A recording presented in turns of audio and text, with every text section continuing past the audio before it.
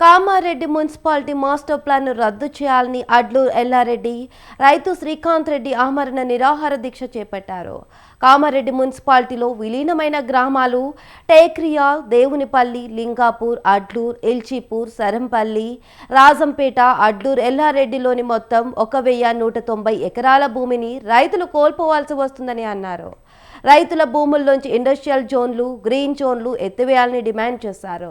గత బీఆర్ఎస్ ప్రభుత్వం master plan తీసుకొచ్చిందని, తాము అధికారంలోకి రాగానే దాన్ని ఎత్తేస్తామని అప్పటి పీసీసీ చీఫ్ హోదాలో రేవంత్ రెడ్డి కామారెడ్డిలో హామీ ఇచ్చారన్నారు.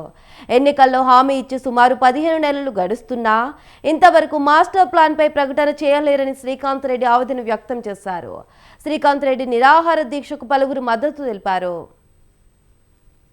గత ఏడాదిన్నర ఎదుట చేపట్టిన ఇండస్ట్రియల్ గ్రీన్ జోన్లను ఎత్తివేయాలని డిమాండ్ చేస్తూ నిన్న రాత్రి కామారెడ్డి మున్సిపల్ ఎదుట ఆమరణ నిరాహార దీక్ష చేపట్టడం జరిగింది. ప్రభుత్వం ఇకనైనా స్పందించి మాస్టర్ ప్లాన్లోనే ఇండస్ట్రియల్ గ్రీన్ జోన్లను ఎత్తివేయాలని డిమాండ్ చేస్తున్నాం.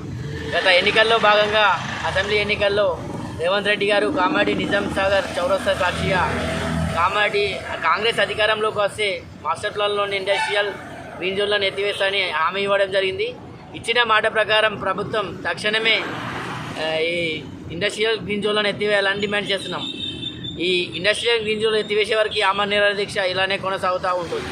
గత ప్రభుత్వం గత ఏడాదిన్నర ఎదుట చేపట్టిన